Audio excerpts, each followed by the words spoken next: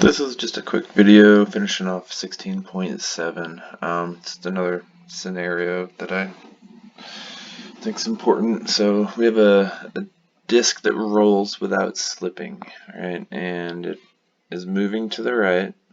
We have an alpha, it's speeding up to the right. We have an alpha and an omega pointed in the clockwise direction. I'm going to make a vector r of g with respect to a. So, and I'm going to call that equal to just r. I'm going to leave this one in letter form, and it's in the positive j direction. Alright, so if that's the case, then alpha would be equal to the magnitude of alpha and the minus k direction. And omega, same thing. It's going to be minus omega in the k direction.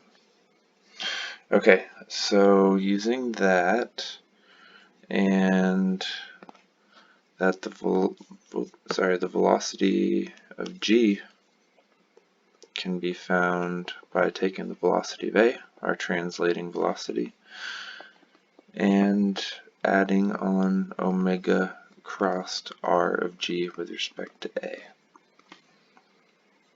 Alright, so here's r of g with respect to a. We can find this velocity by taking the cross product if we know omega. We do know omega, we're calling it minus omega k. Right here at a, though, the velocity is equal to 0. It happens to be an instantaneous center, so you can see that that's what this problem actually reduces down to. If you wanted to find the instantaneous center, that would be your instantaneous center. So take note, on these problems where a wheel has no slipping, you can instantly find the instantaneous center. Alright, so if that's not moving in this case, it's 0, then we can say the velocity of g is equal to 0 plus, we're going to take minus omega in the k direction and cross it into a positive r in the j direction. K crossed into j, so here's I, j, k. K crossed into j will give us a negative I because we went backwards on the circle. Two negatives give us a positive. We're going to get the velocity of g to be a positive omega r in the I direction. Alright, take the time derivative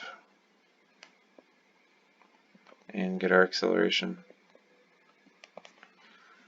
The time derivative of the velocity of g